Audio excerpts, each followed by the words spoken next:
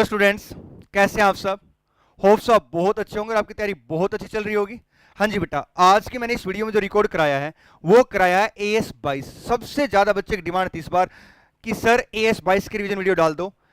देखिए बेटा, 4 AS को बड़ा टेक्निकल माना गया है। AS 19, 15, 28 और 22। पहले 3 AS की ऑलरेडी मैं वीडियो डाल चुका हूं, उसके लिंक मैं दे दूंगा। और AS 22 के अंदर जब मैंने इस वीडियो को रिकॉर्ड कराया तो मेरे माइंड में आया कि क्यों ना मैं इसे प्रैक्टिकल क्वेश्चन के साथ कराऊं। तो मैंने कम से कम 4 से 5 इसके अंदर प्रैक्टिकल क्वेश्चन कराए। और हाँ बेटा, एक बात का स्पेशल ध्यान रखना कि इस वीडियो को पूरे कंसंट्रेशन के साथ सुनना और एक साथ खत्म करने की कोशिश करना, क्योंकि मैंने पूरा कंप्लीट AS 22 रिकॉर्ड कराया इस वीडियो के अंदर। हाँ जी, स्टार्ट करते हैं। AS 22 हमारा इंडियन गैप कहता है। बेटा मैं बार बार इंडियन गैप वर्ड यूज नहीं करूंगा इस वीडियो के अंदर, मैं अकाउंटिंग स्टैंडर्ड बोला करूंगा। आप मान जाना कि हाँ मैंने इंडियन गैप वर्ड यूज किया है। एएस के अकॉर्डिंग हमारी बुक्स ऑफ अकाउंट में जो हमारी अकाउंटिंग इनकम आती है वो एक्रूअल कंसेप्ट के अकॉर्डिंग आती है, वो मैचिंग कंसेप्ट के अकॉर्डिंग आती है। एक्चुअली होता क्या है, हमारे पीएनएल में कुछ खर्चे और इनकम ऐसे होते हैं जिनको हम लोग एक्रूअल बेस पे बुक कर लेते हैं, लेकिन इनकी पेमेंट या तो पहले करनी पड़ती है या बाद में करनी पड़ती है। ठीक है, अगर पेमेंट पहले कर दी तो उसे प्रीपेड बोलते हैं, अगर पेमेंट बाद में की तो उसे आउटस्टैंडिंग बोलते हैं। बस इतनी बात को अपने दिमाग में रखना। ठीक है, मैं 1 मिनट के लिए मान रहा हूं हमारा अकाउंटिंग स्टैंडर्ड के अकॉर्डिंग जो प्रॉफिट और लॉस आता है, अगर इनकम टैक्स के अकॉर्डिंग भी प्रॉफिट और लॉस सेम आ जाए तो बेटा कोई भी चक्कर ही नहीं है। जितना हम टैक्स कह रहे हैं उतना इनकम टैक्स वाले टैक्स मांग रहे हैं, तो सर AS 22 का जन्म ही नहीं होता। AS 22 का जन्म कैसे हुआ, आप बात को बड़े आराम सुनना बेटा।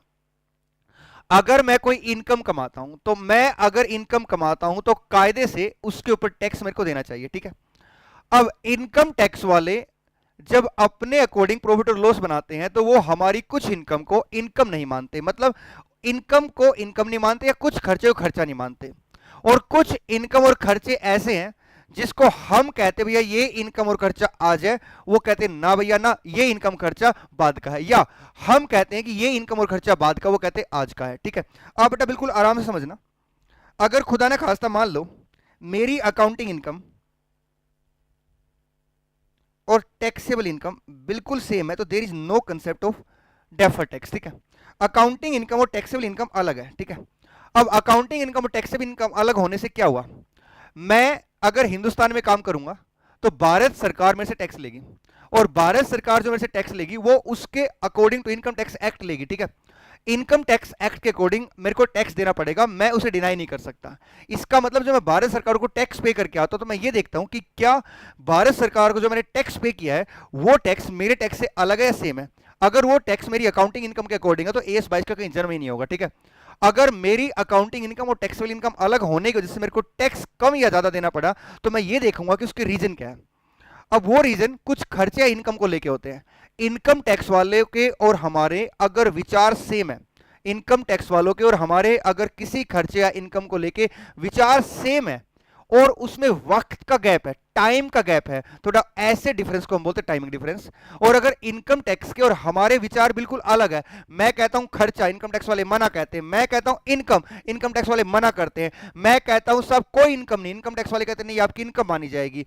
अगर उनके और हमारे विचारों में एक ऐसा डिफरेंस है जो कभी भर ही नहीं पाएगा तो सर उसे हम बोलते हैं परमानेंट डिफरेंस। बेटा स्टार्ट कर देते हैं AS 22, मेरी बात बड़े ध्यान सुनना।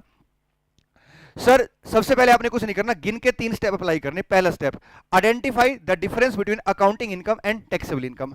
क्या बोला मैंने, identify the difference between accounting income and taxable income. ठीक है, second, identify whether it is a timing difference और परमानेंट डिफरेंस। सर पहचान क्या है बेटा, टाइमिंग डिफरेंस वो डिफरेंस होता है जो करंट ईयर में अराइज होता है और capable of reversal in future है। कोई भी ऐसा डिफरेंस खर्चे या इनकम का जो इनकम टैक्स का और हमारा अलग है और वो capable of reversal in future है तो वो कहलाएगा टाइमिंग डिफरेंस। कोई भी खर्चा या इनकम ऐसा है जो मेरा और इनकम टैक्स वालों को कभी टैली ही नहीं होगा, सर वो कहलाता परमानेंट डिफरेंस। तीसरी बात आती है कि अगर टाइमिंग डिफरेंस है तो उसके ऊपर डेफर्ड टैक्स निकालना है।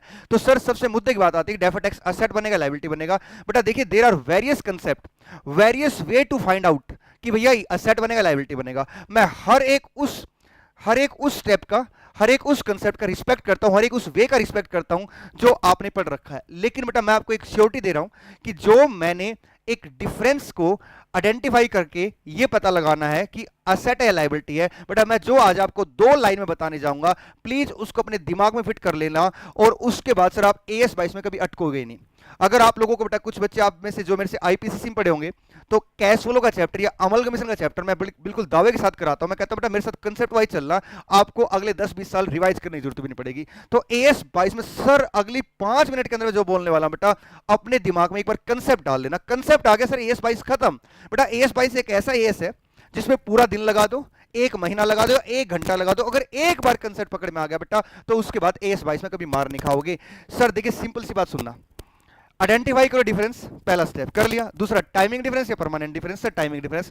अब उसके ऊपर बनाना हमें deferred tax. Sir deferred tax asset बनेगा, लायबिलिटी बनेगा, इस बात को रोक लेते हैं, एक बार मैं रिवाइज करा देता हूं। देखिए AS 22 accounting for taxes on income, timing difference those difference which are capable of reversal subsequently, permanent difference those difference which are not capable of reversal subsequently, for example donation penalty. ठीक है, अब DTA बनेगा, DTL बनेगा। बेटा इस बात को मैं अभी साइड में कर रहा हूं, पहले मैं आपके साथ छोटी सी बात करूंगा। देखिए अगर आप लोगों ने पढ़ रखा होगा तो हमारी बैलेंस शीट के अंदर बेटा मुख्य रूप से 2 चीज आती है, एक असेट एक लायबिलिटी। बेटा अगर असेट की मैं डेफिनेशन की बात करूं, तो कोई भी ऐसी आइटम जिसके ऊपर हमारा कंट्रोल और फ्यूचर में हमें बेनिफिट दे तो असेट कहलाता है।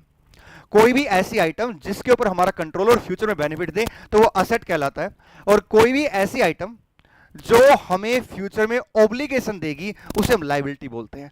तो सर आपने एएस 22 को बेटा समझने के लिए सिर्फ एक ही चीज कर लो, कोई भी ऐसा खर्चा है इनकम जो फ्यूचर में मेरे को बेनिफिट देगा, उसके ऊपर मैं डेफर्ड टैक्स असेट बनाऊंगा। मेरी बात फिर सुन लो, कोई भी ऐसा खर्चा या इनकम जो फ्यूचर में मेरे को बेनिफिट देगा, उसके ऊपर मैं डेफर्ड टैक्स असेट बनाऊंगा। और कोई भी ऐसा खर्चा या इनकम जो मेरे को फ्यूचर में क्या देने वाला बेटा, नुकसान देने वाला है सर, उसे मैं उसके ऊपर मैं क्या बनाऊंगा, लायबिलिटी बनाऊंगा। सर बड़ा सिंपल है, फ्यूचर में फायदा 2 केस में हो सकता है, या तो इनकम इंक्रीज हो जाए या खर्चा कम हो जाए। लेकिन सर यहां पे थोड़ा सोचने का एंगल अलग है। देखिए सोचने का एंगल क्या है, मेरी सीधी कंपैरिजन है किसके साथ, इनकम टैक्स वालों के साथ। मेरी इनकम का इनकम टैक्स वालों के साथ कंपैरिजन है। अगर इनकम टैक्स की मेरी फ्यूचर की इनकम ज्यादा होगी तो इनकम टैक्स वाले मेरे से फ्यूचर में ज्यादा टैक्स लेंगे, और अगर फ्यूचर में मेरी इनकम कम होगी इनकम टैक्स की तो मेरे से फ्यूचर में कम टैक्स लेंगे। अगर इनकम टैक्स वालों की के हिसाब से मेरी फ्यूचर की इनकम ज्यादा होगी तो डेफर्ड टैक्स एसेट बनेगा, और अगर इनकम कम होगी तो डेफर्ड टैक्स लायबिलिटी बनेगा। अब आप इस बात को और आसान भाषा में समझिए। मैंने कहा भैया मेरे खर्चे एक्रूअल बेस पे चलेंगे, इनकम टैक्स वाले कहते हैं आपके खर्चे एक्रूअल बेस पे चलेंगे। एक्सेप्शन सेक्शन 43 बी है, एक्सेप्ट सेक्शन 43 बी है। सेक्शन 43 बी कहता है कि आपके कुछ खर्चे पेमेंट बेस पे चलेंगे। अब अगर कुछ खर्चे पेमेंट बेस पे चलेंगे, अगर मैंने उन खर्चों को क्लेम कर लिया किसके बेस पे, एक्रूअल बेस पे, और इनकम टैक्स वाले उन्हें पेड बेस पे अलाउ करना चाहते तो वो उठा के क्या करेंगे, मेरे खर्चों को आज ऐड कर देंगे। जब मेरे खर्चों को ऐड कर देंगे तो आज इनकम टैक्स वालों की टैक्सेबल इनकम ज्यादा होगी, उन्होंने आज ज्यादा टैक्स ले लिया, और जब आज ज्यादा टैक्स ले लिया तो फ्यूचर में मैं कोई खर्चा क्लेम नहीं करने वाला, क्योंकि मैं ऑलरेडी अपनी अकाउंटिंग इनकम में खर्चा क्लेम कर चुका हूं। लेकिन इनकम टैक्स वाले मेरा खर्चा क्लेम ना करने के बाद भी मेरे को कुछ खर्चे का क्लेम देंगे, और इनकम टैक्स वाले जो मेरे को फ्यूचर में कुछ खर्चों का क्लेम देंगे बेटा, वो मेरे लिए क्या बन जाएगा सर, वो मेरे लिए फ्यूचर में टैक्सेबल इनकम को कम करने का साधन बन जाएगा। इसलिए उसके ऊपर क्या बनेगी, डेफर्ड टैक्स असेट। सर देखिए मैंने बोनस मांगा, इनकम टैक्स वाले ने मना कर दिया, तो इसका मतलब वो क्या कह रहे हैं कि बोनस आपको बिल्कुल नहीं देंगे। उन्होंने कहा नहीं नहीं हम आपको बोनस इन फ्यूचर देंगे। तो फ्यूचर में क्या करेंगे, वो मेरे को बोनस अलाउ करेंगे, और जब वो मेरे को फ्यूचर में बोनस अलाउ करेंगे तो इसका साफ साफ मतलब क्या निकल के आया कि इनकम टैक्स वाले फ्यूचर में, इनकम टैक्स वाले फ्यूचर में, फिर से मेरी बात सुनना, इनकम टैक्स वाले फ्यूचर में मेरे को एक खर्चा अलाउ करेंगे, मतलब वो अपनी टैक्सेबल इनकम कम मानेंगे, और टैक्सेबल इनकम कम मानने की वजह से मेरे को क्या करना पड़ेगा, उसके ऊपर सर फ्यूचर में टैक्स कम देना पड़ेगा। इसलिए मेरे लिए क्या बन जाएगा, डेफर्ड टैक्स असेट। आइए बच्चे मेरे साथ साथ इधर देखिए, टाइमिंग डिफरेंस डीटीए बनेगा डीटीएल बनेगा। सबसे बड़ा मुद्दा है सर डीटीए बनेगा डीटीएल बनेगा। बच्चे को पता है ये टाइमिंग डिफरेंस है, बच्चे को ये पता है ये परमानेंट डिफरेंस है, बच्चे को ये पता है कि इसके ऊपर डेफर्ड टैक्स बनेगा, लेकिन मुद्दा उठता है कि डेफर्ड टैक्स असेट बनेगा लायबिलिटी बनेगा। एक तो बच्चा यहां कंफ्यूज होता है। दूसरा सबसे बड़ी कंफ्यूजन है प्लस और माइनस को लेकर। बेटा आज की इस रिवीजन वीडियो में मैं खत्म कर दूंगा उस बात को, प्लस और माइनस में आप कभी भी कंफ्यूज नहीं होंगे। मैंने सारी चीजें सर, सारी चीजों की बेटा बिल्कुल प्यार से कंसेप्ट डेवलप कर लिए हैं जिसमें आपको कोई कंफ्यूजन नहीं होगी। आप मेरी बात सुनते रहें, ध्यान से देखना। डीटीए, अगर फ्यूचर में टैक्सेबल इनकम कम हुई है, बात खत्म सर। अब टैक्सेबल इनकम कैसे होगी, एज पर इनकम टैक्स, या तो इनकम गिरेगा, खर्चा बढ़ेगा। Bonus disallowed, other disallowed under section 43 B, excess depreciation charge into books of account. अगर बुक्स ऑफ अकाउंट में आज डेप्रिसिएशन ज्यादा चार्ज कर लिया, मैंने असेट ली 100 रुपए की, मान लो मैंने 50 रुपए चार्ज कर लिया, इनकम टैक्स वाले कहते हैं नहीं भैया 40 ही मिलेगा, तो 10 रुपए फ्यूचर में वो क्या करेंगे, मेरे को अलाउ कर देंगे। इसके अपोजिट चलते हैं, डीटीएल, अगर फ्यूचर में टैक्सेबल इनकम ज्यादा हुई, excess depreciation allowed in income tax, 100% depreciation on scientific research asset as per income tax. Income अगर ज्यादा हुई तो क्या बनेगा, सब डेफर्ड टैक्स लायबिलिटी बन जाएगी, क्योंकि आपको फ्यूचर में टैक्स ज्यादा देना पड़ेगा। या इनकम टैक्स वाले कहते हैं आपका खर्चा कम होगा। अगर खर्चा कम होगा तो इसका मतलब क्या बेटा, खर्चा कम होने का मतलब है इनकम का बढ़ना। अब मैं यहां पे रोक के एक बार आपको क्वेश्चन करा देता हूं बेटा बड़ा सा, और उसके बाद फिर लौट के आएंगे। Question number 5, from the given information you are required to compute the deferred tax asset and deferred tax liability for Ramanjan Limited R Limited as on 31st March 14. The tax rate applicable is 35%. बिल्कुल आराम से पढ़ेंगे मेरे साथ साथ। Company है charge depreciation कितने से, दिस वन से, और इनकम टैक्स वाले ने डेप्रिसिएशन इतना दे दिया। मान के चलते मेरी एसेट की कॉस्ट 50 लाख है, मतलब अल्टीमेट डेप्रिसिएशन मैंने 50 लाख लेना, इनकम टैक्स वालों ने 50 लाख देना, लेकिन मैंने पहले साल मांगा 742, इन्होंने ज्यादा दे दिया। इनकम टैक्स वालों ने आज डेप्रिसिएशन अगर ज्यादा दे दिया तो उन्होंने मेरी आज इनकम कम कर दी, और जब आज इनकम कम कर दी तो फ्यूचर में वो क्या करेंगे, फ्यूचर में वो मेरे को डेप्रिसिएशन कम क्लेम देंगे, और कम क्लेम होने की वजह से फ्यूचर में मेरे से क्या करेंगे, वो इनकम ज्यादा मान के टैक्स ज्यादा ले लेंगे। मेरे लिए आज क्या बन गया, डेफर्ड टैक्स लायबिलिटी। आप ऐसे समझ के आओ, और सिंपल भाषा में, मैं आज टैक्सेबल इनकम के हिसाब से टैक्स देके आया हूं। जब मैं आज टैक्सेबल इनकम के हिसाब से टैक्स देके आया हूं और मेरे को मेरी अकाउंटिंग इनकम के हिसाब से लगता था टैक्स ज्यादा देना था, बट टैक्स कम दिया तो लायबिलिटी बनेगी। और अगर मैंने इनकम टैक्स के अकॉर्डिंग टैक्स कम देना था, इनकम टैक्स के अकॉर्डिंग टैक्स ज्यादा दिया है, तो जितना टुकड़ा मैंने आज ज्यादा दे दिया फ्यूचर के लिए, मेरे लिए क्या बन जाएगा, डेफर्ड टैक्स असेट बन जाएगा। सर पीएनएल में लेके काफी कंफ्यूजन होती है प्लस माइनस को लेके, उसको बेटा मैं बिल्कुल खत्म कराऊंगा। आगे चलते हैं, इसके ऊपर क्या बनने वाला है, डीटीएल।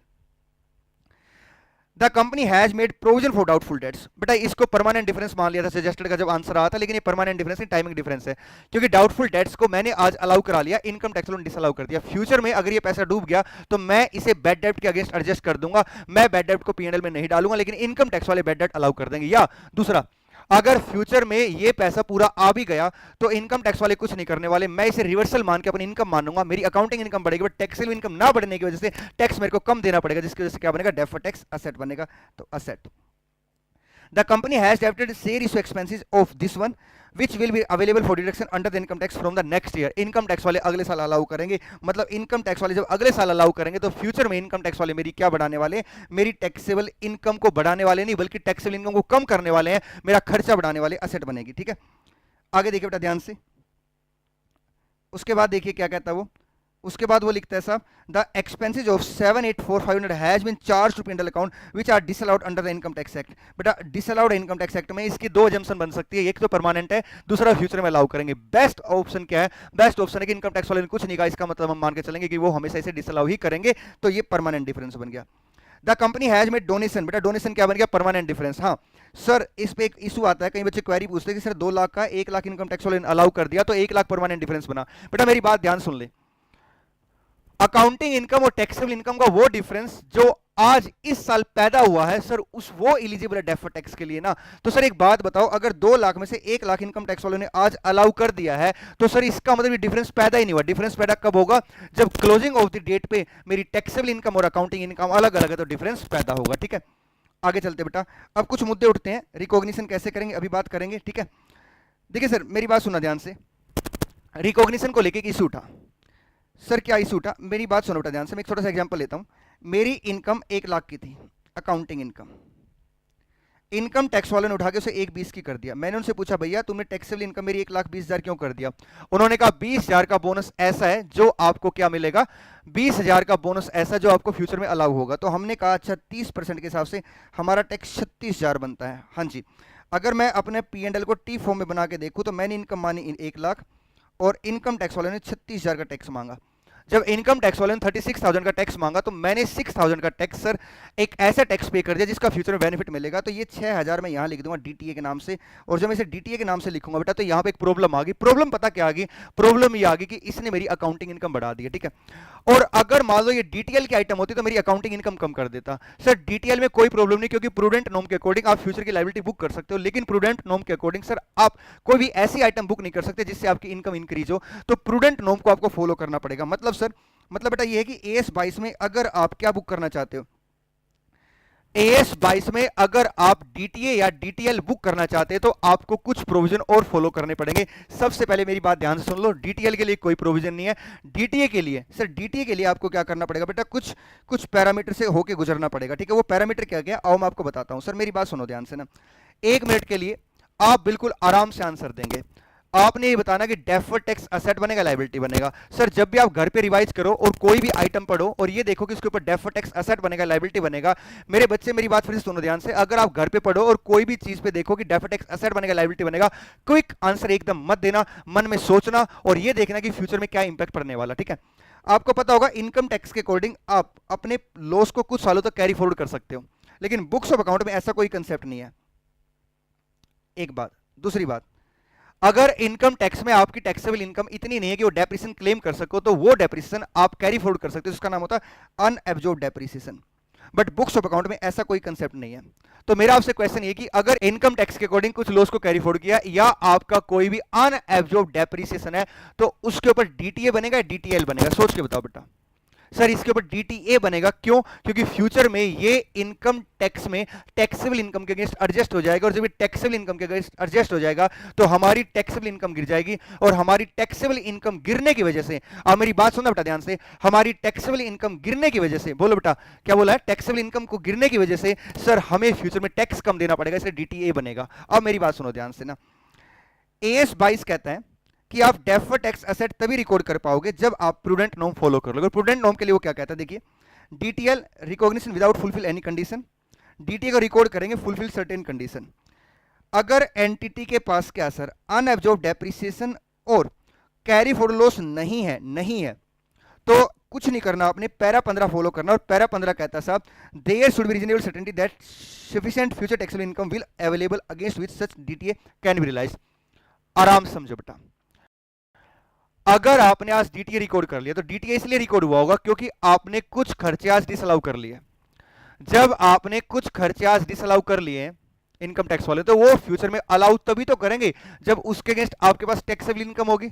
अगर फ्यूचर में आपके पास मेरे बच्चे को टैक्सेबल इनकम नहीं हुई तो आप इसे एडजस्ट ही नहीं कर पाओगे, इसलिए आपको रीजनेबल सर्टेनिटी देनी पड़ेगी, और रीजनेबल सर्टेनिटी सबसे बेस्ट है आपका पास्ट ट्रेंड। अगर मैं हर साल प्रॉफिट कमा रहा हूं और हर साल मेरी आइटमें रिवर्स हो रही है पुराने वाली, तो ये अपने आप में एक रीजनेबल सर्टेनिटी। ठीक है, लेकिन सर बात समझना, अगर एंटिटी के पास पहले ही अनअब्जॉर्ब्ड डेप्रिसिएशन या कैरी फॉरवर्ड ऑफ लॉसेज है, मतलब एंटिटी पहले ही लॉस में है, तो ये जस्टिफाई करना कि एंटिटी के पास फ्यूचर में प्रॉफिट होगा तो बेटा मुश्किल काम है। इसलिए इसके लिए स्पेशल पैरा 17 निकाला, और पैरा 17 कहता कि अगर एंटिटी के पास unabsorbed depreciation and carry forward of losses है, अगर एंटिटी के पास अनएब्जॉर्ब्ड डेप्रिसिएशन और कैरी फॉरवर्ड ऑफ लॉसेज है, तो वो डेफर्ड टैक्स एसेट केवल तभी बना सकती है जब उसके पास क्या हो, virtual certainty with convincing evidence. Sir virtual certainty with convincing evidence, VCCE, virtual certainty with convincing evidence. Sir virtual certainty with convincing evidence का मतलब पक्के प्रूफ हो। अकाउंटिंग स्टैंडर्ड इंटरप्रिटेशन 9 ने इसको एक्सप्लेन किया, और 9 ने ये बोला है कि एंटिटी के पास वर्चुअल सर्टेनिटी पक्के प्रूफ हो, कोई फोरकास्ट ना हो, कोई बिजनेस प्लान ना हो, लाइक आपके पास कोई गवर्नमेंट एग्रीमेंट हो, आपके पास कोई एक्सपोर्ट एग्रीमेंट हो, आपके पास कोई ऐसा बाइंडिंग एग्रीमेंट हो जिसके कैंसिल होने की वजह से आपको भरपूर पैसा मिलेगा पेनल्टी में। इसका मतलब साफ साफ मेरी बात सुनना, अगर एंटिटी के पास अनअब्जॉर्ब्ड डेप्रिसिएशन और कैरी फॉरवर्ड ऑफ लॉसेज है, तो एंटिटी डेफर्ड टैक्स एसेट को केवल तब रिकॉर्ड कर पाएगी जब उसके पास virtual certainty with convincing evidence होगा कि फ्यूचर में उसके पास टैक्सेबल इनकम जिसके अगेंस्ट उसको वो एडजस्ट कर सकती है, और उसके लिए बेटा उसके पास कंकरेंट फॉर्म में हो, मतलब डॉक्यूमेंटेशन फॉर्म में हो। ठीक है, सर मेरी इनकम 10 लाख है, सॉरी लॉस 10 लाख है, और फ्यूचर में मेरे को पता है मैं सिर्फ 6 लाख का लॉस एडजस्ट कर पाऊंगा, तो 6 लाख तक आप डीटीए बना सकते हो। एक बात और ध्यान देने वाली यहां पे, अगर आपके पास वर्चुअल सर्टेनिटी और कन्विंसिंग एविडेंस ना भी है तो भी आप डेफर्ड टैक्स कैलकुलेट करोगे, नोट्स अकाउंट में डिस्क्लोज करोगे, लेकिन किताबों में रिकॉर्ड नहीं करोगे। बेटा ये सारी बातें यहां पे लिखी हुई है, आप आराम से इसे पढ़ लेना। ठीक है, आप यहां पे बेटा पॉज करके पढ़ लेने से आगे चलते हैं। सर अब एक सबसे बड़ा मुद्दा यहां पे ये आता है कि सर इसकी बुक्स ऑफ अकाउंट में क्या एंट्री करेंगे, इसे कैलकुलेट कैसे करेंगे। देखिए बुक्स ऑफ अकाउंट के इससे पहले बेटा इसकी कैलकुलेशन पे ध्यान देते हैं। Timing difference into tax rate on reporting date as per enacted law. बेटा मेरी बात को बड़े ध्यान सुनना, मैं यहां पे 1 मिनट लेके आपको बड़ी प्यारी बात बताता हूं। कायदे से अगर डेफर्ड टैक्स एसेट या लायबिलिटी की बात किया जाए तो डेफर्ड टैक्स एसेट या लायबिलिटी फ्यूचर में रिवर्सल होता है, इसलिए सर वो फ्यूचर के रेट पे बनना चाहिए, मेरे अपने विचार है। कहीं ना कहीं एएस 22 ने भी कोशिश की है, लेकिन एएस 22 ने सर एक लाइन डाल दी कि reporting date as per enacted law, और एज पर अनेक्टेड लॉ का मतलब है वो लॉ उस डेट पे फोर्सफुली आपको फॉलो करना हो।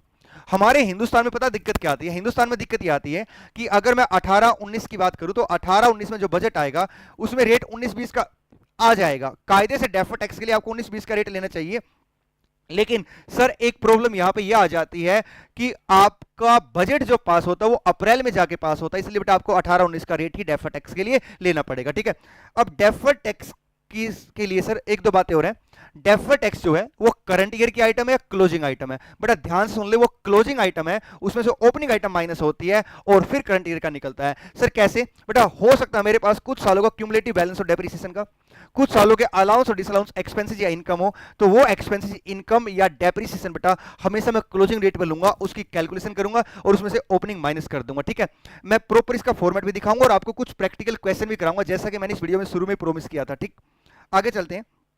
अकाउंटिंग ट्रीटमेंट, बेटा मैंने 2 मिनट और लगा लेता हूं इसके अंदर, क्योंकि मैं इसमें बीच में प्रोविजन फॉर टैक्स भी ले आया। सर आप जो प्रोविजन फॉर टैक्स क्रिएट करोगे तो PNL account to provision for tax.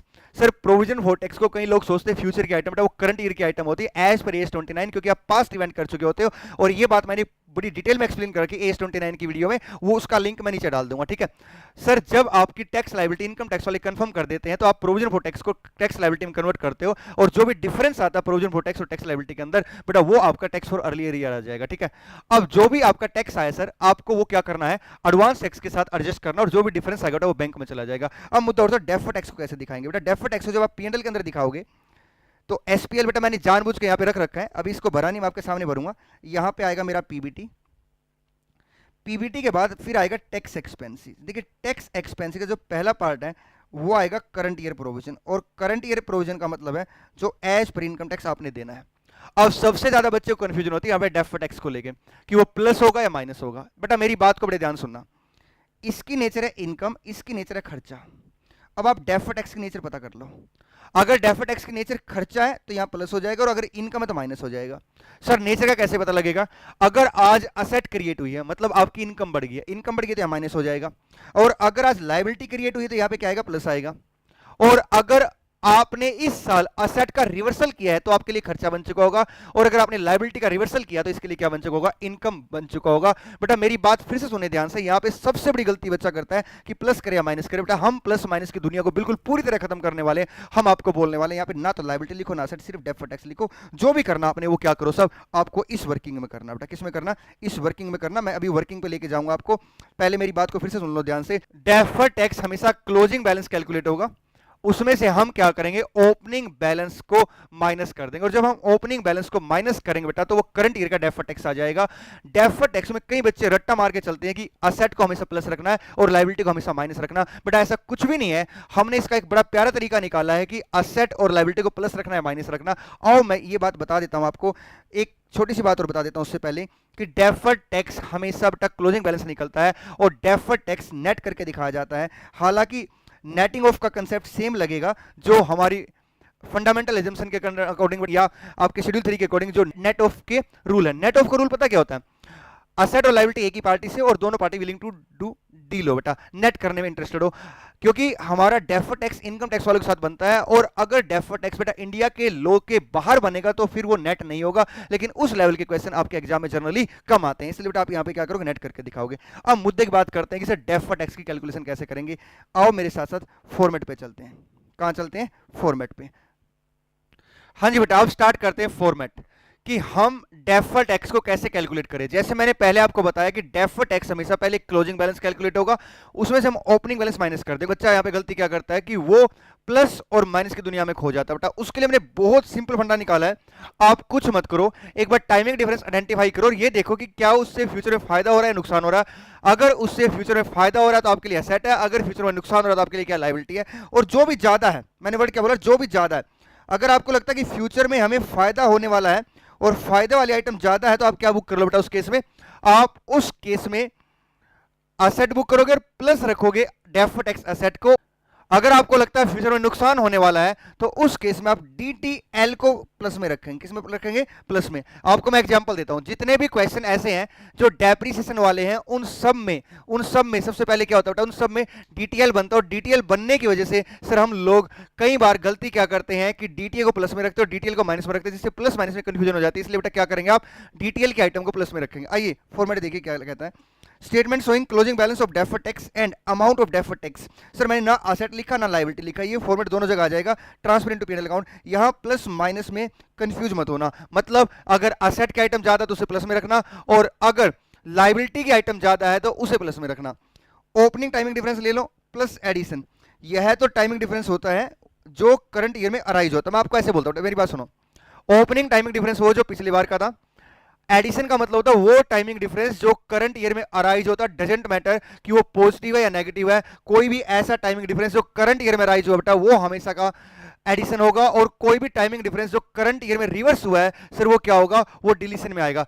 Example लेते हैं, मान लो मेरे पास करंट ईयर में बोनस बन गया डीटीए के लिए और डेप्रिसिएशन बन गया डीटीएल के लिए, तो भी डीटीएल वाली जो आइटम है वो माइनस आएगी, लेकिन वो आएगी सर एडिशन के अंदर, क्योंकि वो करंट ईयर में राइज हुई है।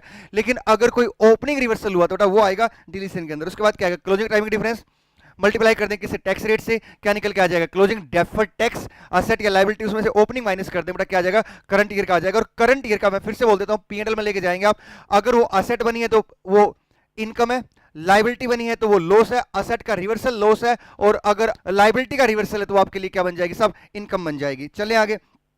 और बेटा इसी ट्यूनिंग पे मैं लगे हाथों आपको एक दो क्वेश्चन करा देता हूं, आइए मेरे साथ साथ, जहां पे प्लस माइनस की दुनिया में बच्चा बड़ा कंफ्यूज होता है उसको दूर करते हैं। A company ABC limited prepared its annual accounts annually on 31 March.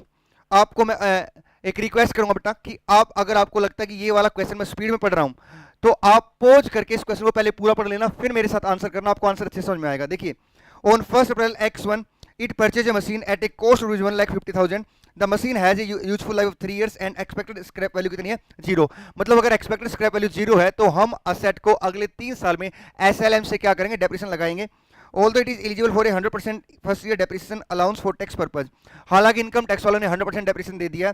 The SLM is considered appropriate for accounting purpose. Sir appropriate क्या रहा एसएलएम, तो हम 50,000 50,000 50,000 डेप्रिसिएशन लेंगे, इनकम टैक्स वाले 1.5 लाख ले लेंगे। अगर इनकम टैक्स वाले पहले साल 1.5 लाख डेप्रिसिएशन दे देंगे हमें, तो आने वाले टाइम में मैं 1 लाख का डेप्रिसिएशन मांगूंगा और वो मना करेंगे, और जो वो मना करेंगे आने वाले टाइम में, तो सर इसका मतलब आने वाले टाइम में वो मना करेंगे मतलब मेरी इनकम बढ़ाएंगे, और मेरी इनकम बढ़ाएंगे तो मेरे को टैक्स ज्यादा देना पड़ेगा, डीटीएल बनेगा। आगे ABC limited has profit before depreciation and tax over 2 lakh each year and the corporate tax rate 40%, 35%, 38%। So the PNL account and the journal entry.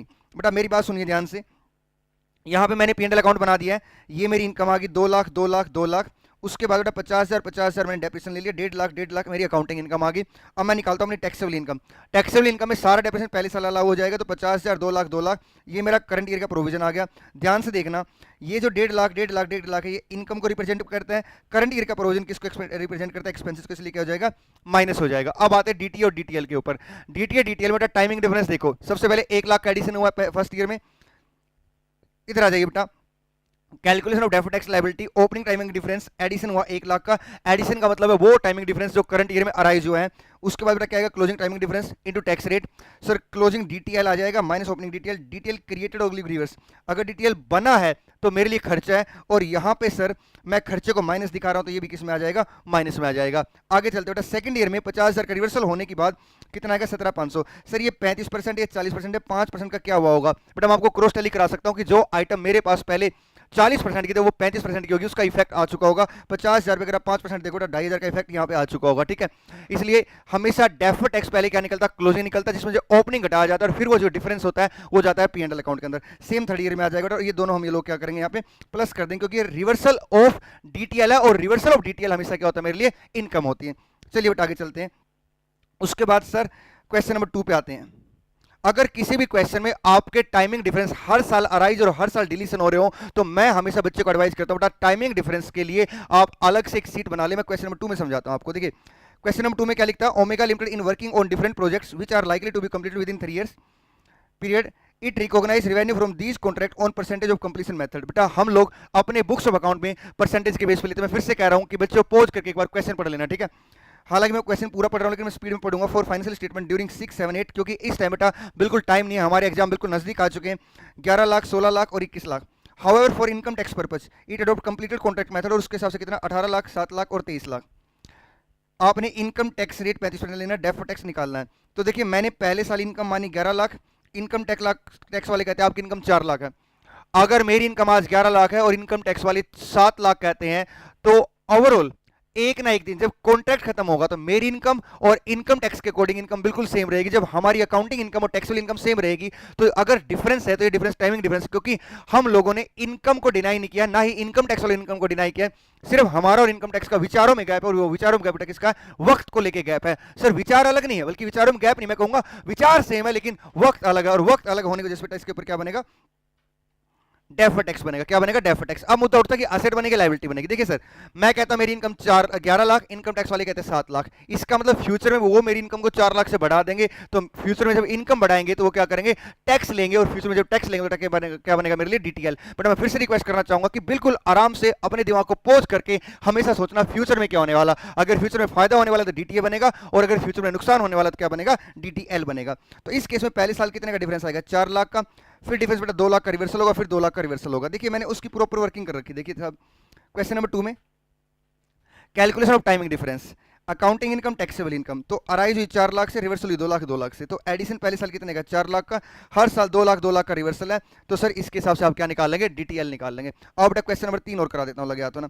Question number 3 में उसने क्या कहा साहब, उसके पहले साल, मैं आपको ओरली बोल रहा हूँ, आप इसे पोज करके पढ़ लेना, उसके पहले साल 2 लाख का लॉस है, और उसके बाद 1 लाख की इनकम है, और फिर 1,20,000 की फिर से इनकम है। तो अगर पहले साल 2 लाख का लॉस है तो आप क्या बनाएंगे साहब, डीटीए बनाएंगे, क्योंकि फ्यूचर में वो एडजस्टेबल है। हाँ, लेकिन साथ में आप पैरा 17 का रेफरेंस दे देंगे कि इस क्वेश्चन में मान लिया गया है कि इन फ्यूचर हमारे पास virtual certainty with convincing evidence है।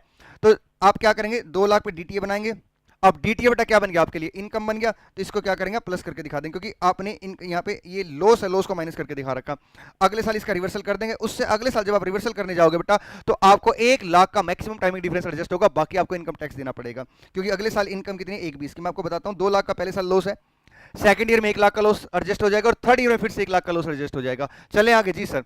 और बेटा कुछ इंपॉर्टेंट मुद्दे डिस्कस करते हैं AS 22 के अंदर। सबसे इंपॉर्टेंट मुद्दा है sir, calculation of deferred tax in case of tax holiday period. बेटा मेरी बात को बड़े ध्यान सुनना, गवर्नमेंट ऑफ इंडिया ने कुछ प्रोजेक्ट या कुछ एरिया ऐसे सेलेक्ट कर रखे हैं जहां पे अगर आप कोई इंडस्ट्री लगाओगे तो गवर्नमेंट ऑफ इंडिया आपके टैक्स को कुछ टाइम तक माफ कर देगी, आपसे टैक्स नहीं लेगी। अब अगर आपसे टैक्स नहीं लेगी तो उस केस में डेफर्ड टैक्स का क्या रोल है। फिर से मेरी बात सुनो, अगर आपके पास टैक्स हॉलिडे पीरियड है, मतलब आपने कुछ साल तक टैक्स नहीं देना, तो उस केस में डेफर्ड टैक्स का क्या रोल है, बड़े आराम से समझना बेटा। मैंने एक एग्जांपल दे रखा है, फिर मैं थ्योरी पढ़ाऊंगा आपको। देखिए एग्जांपल क्या दे रखा मैंने, इसमें मैंने ना कुछ एडजस्टमेंट की, बड़े आराम से एग्जांपल कराऊंगा।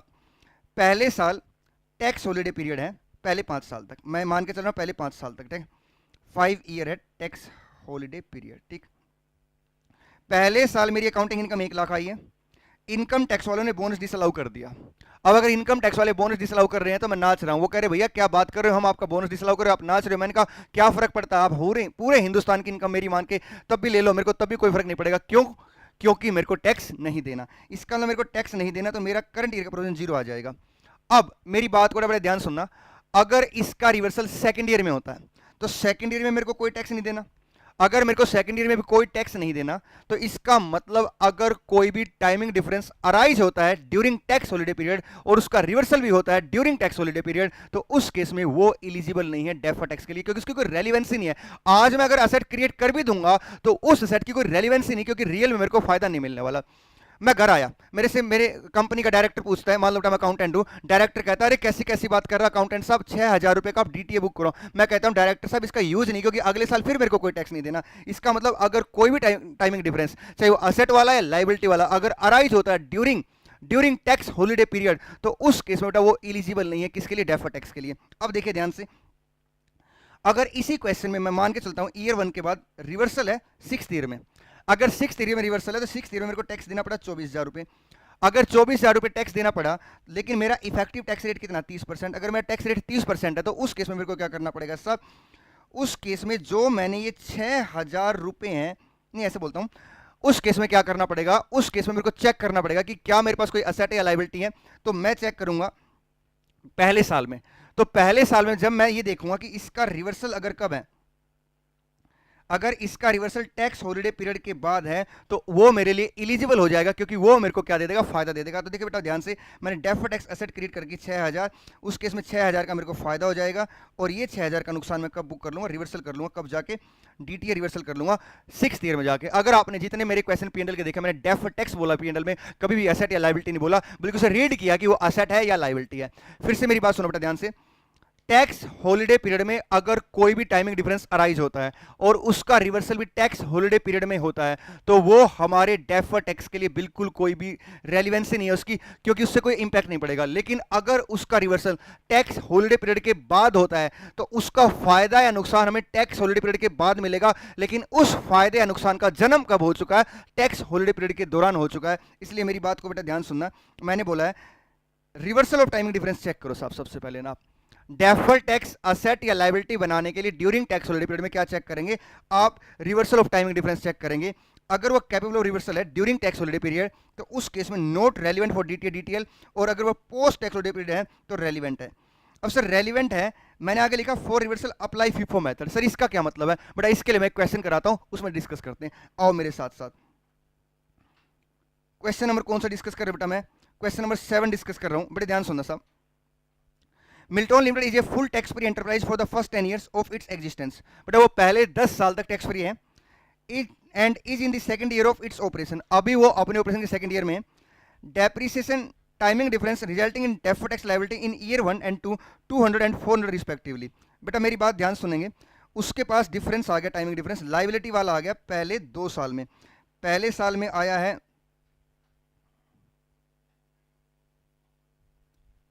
200 का, और दूसरे साल में आया है 400 का। फिर से मेरी बात सुनो बेटा ध्यान से, जो टाइमिंग डिफरेंस आया है उसके पास, वो लायबिलिटी वाला पहले साल में कितने का आया है, 200 का, और दूसरे साल में आया 400 का। उसके बाद लिखता है वो from third year onwards it is expected that the timing difference would reverse each year by 10 lakh.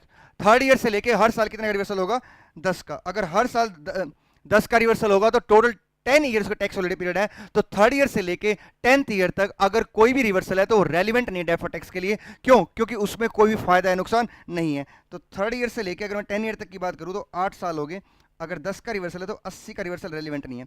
अब ये 80 का जो रिवर्सल है, इस 80 के रिवर्सल को पहले साल एडजस्ट करें या दूसरे साल एडजस्ट करें, सर इसके लिए बोलता है वो अप्लाई फीफो मेथड। मतलब आप पहले 200 में से एडजस्ट करेंगे। तो पहले साल की अगर मैं बात करूं तो पहले साल मेरा 200 का टाइमिंग डिफरेंस है, जिसमें 80 का रिवर्सल है, तो 120 आ गया। 120 का 35%, 120 का 35% आएगा 42। और सेकंड ईयर में क्या आएगा, 400 है नया डिफरेंस। ऐसा करते हैं, ओपनिंग कितने से, 120 से प्लस 400, 520। 520 का 35%, इस बार आरटीपी की में भी ये क्वेश्चन है, 182, जिसमें से 42 माइनस कर देंगे तो 140। ये चला जाएगा P&L में एज ए DTL, ये आ जाएगा बैलेंस शीट में एज ए DTL, और ये पहले साल बैलेंस शीट एंड P&L में एज ए DTL चला जाए बच्चे। हाँ सर, आगे बेटा मेरी बात को बड़े ध्यान सुनना। अब मैं आपको एक बात बता देता हूं कि जब भी आप डेफर्ड टैक्स एसेट या लायबिलिटी बनाओ तो देखो फ्यूचर में क्या होगा, लेकिन कभी कभी क्वेश्चन में आपको ओपनिंग बैलेंस दिए होते हैं। मेरी बात को फिर से सुना ध्यान से, कभी कभी क्वेश्चन में आपको डेफर्ड टैक्स के ओपनिंग बैलेंस दिए होते हैं। अगर आपको डेफर्ड टैक्स के ओपनिंग बैलेंस दे रखे बच्चे, तो उस केस में फिर आप रूल ये अप्लाई मत करना कि आगे चल के क्या होगा। आप ये देखना कि अगर आइटम इस बार एडिशन है तो आगे चल के क्या होगा, और अगर इस बार डिलीशन है तो पहले क्या हो चुका है, और जो पहले हो चुका है उसका क्या करेंगे आप, रिवर्सल करेंगे। आओ बच्चों, मैं एक क्वेश्चन करा देता हूं इसके ऊपर, बड़ा प्यारा सा क्वेश्चन है। The following particulars are stated in the balance sheet of messrs X limited as on 31 March 3। Deferred tax liability 20 से है, डेफर्ड टैक्स असेट 10 से है। बेटा ये थोड़ी सी लाइन खिसेगी, 10 से है। The following transaction were reported during 3-4। ध्यान रखना 3-4 का क्वेश्चन है बेटा, मैं यहाँ पे ओरली कराऊंगा, इसको प्रॉपर फॉर्मेट वगैरह आप खुद बना लेना, ठीक है। Tax rate depreciation as per books कितने से, 50 से। डेप्रिसिएशन फॉर टैक्स पर्पस कितने से, 30 से। अगर ये करंट ईयर में अराइज हुआ तो इसके ऊपर डीटीए बनेगा, क्योंकि हमने डेप्रिसिएशन ज्यादा क्लेम किया, इनकम टैक्स वाले फ्यूचर में क्लेम देंगे। लेकिन अगर ये पहले का हुआ, सर पता कैसे लगेगा पहले का, देखिए एक तो ओपनिंग बैलेंस दे रखा है, तो हमें थोड़ा सा आंख खोल के देखना पड़ेगा, दिमाग खोल के देखना पड़ेगा कि क्या ये पहले का या नहीं है, ठीक है। अगर ये पहले का है तो जो भी ओरिजिनल हुआ होगा इसका उसका रिवर्सल हो जाएगा। देखिए ध्यान से क्या लिखता है वो, there was no addition to fixed. बेटा हमारे हिंदुस्तान के अंदर इनकम टैक्स के रेट कंपनी लॉ के कंपैरिजन में ज्यादा होते हैं, इसलिए सर अगर नो एडिशन हुआ है तो इसका मतलब क्या है, ये डिफरेंस पहले से चला आ रहा है, तो जिस साल ये डिफरेंस पैदा हुआ होगा उस साल डीटीएल बना होगा। आज क्या करेंगे, डीटीएल का रिवर्सल कर देंगे। कितने से, डिफरेंस है 20, 20 का 50%, 10 से डीटीएल का रिवर्सल आ जाएगा भैया। ठीक है, आइटम डिसअलाउड कर दी और अलाउड अगले साल करेंगे तो क्या बनेगा, डीटीए बनेगा नया। इंटरेस्ट टू फाइनेंशियल इंस्टीट्यूशन, बेटा एक्रूअल बेस पे, लेकिन पेमेंट कभी 30 सितंबर को। आपको पता है जिस साल का वो खर्चा होता है एज पर सेक्शन 43 भी आपको डेट ऑफ रिटर्न तक वो जमा कराना होता है, तो इस केस में आप दोनों जम्सन ले सकते हो। अगर रिटर्न आपने 30 सितंबर से पहले जमा करा दी है तो उस केस में आप इसके ऊपर क्या बनाएंगे, डीटीए बनाएंगे। और अगर रिटर्न अभी तक जमा नहीं कराई है तो ये रेलिवेंट नहीं है, क्योंकि इनकम टैक्स वाले से अलाउ कर देंगे। एजम्पशन दे देना एग्जाम में इसके ऊपर। डोनेशन परमानेंट डिफरेंस है। शेयर इशू एक्सपेंसेस अलाउड किए थे आपने कब, 3-4 में, 3-4 में 1/10 इनकम टैक्स में अलाउ कर दिया, लेकिन ये इनकर्ड हुआ था 99-2000 में। जिस साल ये इनकर्ड हुआ था तो हमने बुक्स ऑफ अकाउंट में पूरा क्लेम ले लिया होगा और इनकम टैक्स वालों ने उस टाइम डिस अलाउ कर दिया होगा, और उस टाइम के हिसाब से फ्यूचर में फायदा होने वाला था, हमने डीटीए बनाया होगा। आज क्या करेंगे, डीटीए का रिवर्सल कर देंगे 1/10 के अमाउंट के ऊपर। ठीक है, repair to plant and machinery 100 lakh were spread over 3, 4 and 4, 5 equally in the books, however entire expenditure was allowed for income tax. Income tax वाले ने अगर आज पूरा खर्चा अलाउ कर दिया तो अगले साल वो डिस अलाउ कर देंगे। जब फ्यूचर में डिस अलाउ करेंगे तो फ्यूचर में डिस अलाउ करने की वजह से वो मेरी इनकम बढ़ा देंगे, और मेरी इनकम बढ़ाने की वजह से क्या करेंगे साहब, मेरे से ज्यादा टैक्स लेंगे, तो टैक्स लेने की वजह से क्या बन जाएगा, डीटीएल बन जाएगा। सर होप सो आपको ये क्वेश्चन अच्छे समझ में आ गया होगा। बेटा इसके बाद चलते हैं मैट के ऊपर। बेटा मेरी बात ध्यान सुन लेना। देखिए मैट का असली जो प्रोविजन है बेटा आपकी टैक्स वाले टीचर आपको अच्छे से बताएंगे, लेकिन 2-4 बातें मैं आपको बता देता हूं। मैं उसके बाद आपके सामने नोट्स खोल देता हूं, मैं अपनी तरफ से बोलता रहता हूं। देखिए अगर कंपनी के ऊपर मैट लगता है, सर मैट की एलिजिबिलिटी कब आती है बेटा, उस सब बातें आप टैक्स में पढ़ना, क्योंकि अगर मैं यहां शुरू हो गया ना तो मैं 10 मिनट इस पे लगा दूंगा, और मेरे हिसाब से अकाउंट में 10 मिनट यहां इस पॉइंट पे लगाना ज्यादा रेलिवेंट नहीं है। देखिए सुनिए बात ध्यान से, अगर कोई भी कंपनी मैट में आती है तो उसे टैक्स देना पड़ता है रेगुलर टैक्स और मैट के अकॉर्डिंग जो भी ज्यादा होगा। मैट में बुक प्रॉफिट निकलता है, ठीक है, तो अगर आपका रेगुलर टैक्स ज्यादा तो वही प्रोविजन बनेगा, और अगर आपका मैट का टैक्स ज्यादा तो वो आपके लिए क्या बन जाएगा, टैक्स बन जाएगा। मान लेते हैं मेरा रेगुलर टैक्स बनता है 1.5 लाख और मेरा मैट का टैक्स बनता है 2 लाख, तो मेरा करंट ईयर का प्रोविजन 2 लाख आ जाएगा।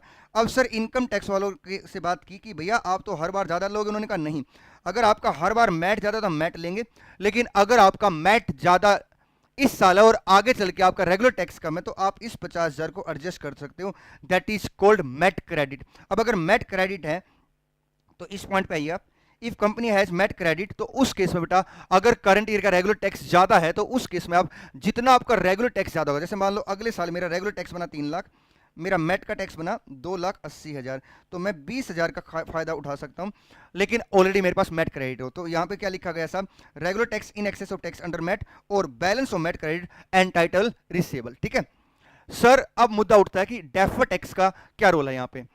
अगर कंपनी मैट के अंदर भी है तो जो भी अलाउंस और डिसअलाउंस वाली आइटम रेगुलर टैक्स में है उसका मैट से कोई लेना देना नहीं है, इसलिए उसके ऊपर रेट भी रेगुलर टैक्स के ही लगेंगे। दूसरी बात, MAT credit is not an eligible item of, MAT credit is not an eligible item of allowance और डिसअलाउंस, मतलब ये खर्चा या इनकम नहीं भैया, ये तो आपकी असेट बन जाती है, तो क्रेडिट बन जाता है, इसलिए इसके ऊपर डेफर टैक्स नहीं बनेगा। मैट क्रेडिट के बेटा जो एंट्री करोगे आप, अगर आपने क्रिएट किया है तो आप उसे क्या करेंगे, डेबिट कर देंगे पी&एल में क्रेडिट, और अगर आपने रिवर्स किया तो इसको पी&एल में डेबिट कर देंगे साहब। ठीक है चलें आगे, मैट क्रेडिट एंटाइटल रिसीवेबल को बेटा बैलेंस शीट में दिखाएंगे करंट असेट के अंदर। ठीक है, उसके बाद आएगा साहब डिस्काउंटिंग ऑफ डीटीए डीटीएल। बेटा आपको पता होगा अगर आपने कोई फ्यूचर की ऑब्लिगेशन ले रखी है तो एज पर AS 29 आप उसकी प्रेजेंट वैल्यू निकालते सिर्फ एक केस में, जहां पे वो AS 10 के साथ होता है डिसकंटिन्यू कमीशनिंग वाला, और अदरवाइज आप कहीं पर भी AS की दुनिया में सर आप क्या नहीं करते, डिस्काउंटिंग नहीं करते। ऐसे डीटीएल का कोई डिस्काउंटिंग नहीं होगा। डिस्क्लोजर रिक्वायरमेंट में आप रिकंसाइल स्टेटमेंट बना के दिखाओगे। अगर आपने डेफर टैक्स असेट बनाया किसके ऊपर, कैरी फॉरवर्ड लॉसेज के ऊपर और अनअब्जॉर्ब्ड डेप्रिसिएशन के ऊपर, तो आप उस केस में virtual certainty with convincing evidence notes account में डिस्क्लोज करोगे, और अगर आपके पास वर्चुअल सर्टेनिटी तो सिर्फ कैलकुलेट करके नोट्स अकाउंट में डिस्क्लोज करोगे। ठीक है, guidance note on excise duty बेटा हट चुका है। हाँ जी बेटा आगे चलते हैं, आगे मैं डिस्कस करूंगा आपके साथ AS 22 का इंड AS 12 के साथ डिफरेंस, AS 22 का इंड AS 12 के साथ डिफरेंस। एक बात अपने दिमाग में डालना बेटा, इस बार अगर डिफरेंस जो आएगा सबसे ज्यादा उम्मीद है तो मेरे हिसाब से बेटा सबसे इंपॉर्टेंट टॉपिक है, मैंने लिखा भी इंपॉर्टेंट है। आओ एक काम करते हैं, मैं आपको ना थोड़ा सा यहाँ पे वर्किंग करके बता देता हूं बेटा, उसके बाद आप रीड कर लेना। ठीक है, देखिए सबसे पहले क्या है, हमारा जो AS22 है और जो इंड AS12 है, बेटा क्या क्या डिफरेंस है?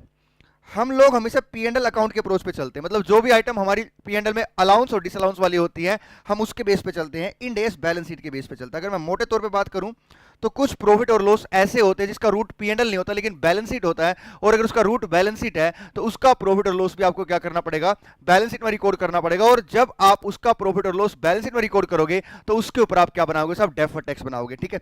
दूसरा difference, revaluation of fix asset as में कवर नहीं है, इंड एएस में रिवैल्यूएशन ऑफ फिक्स एसेट के ऊपर डेफर्ड टैक्स लायबिलिटी बनेगा।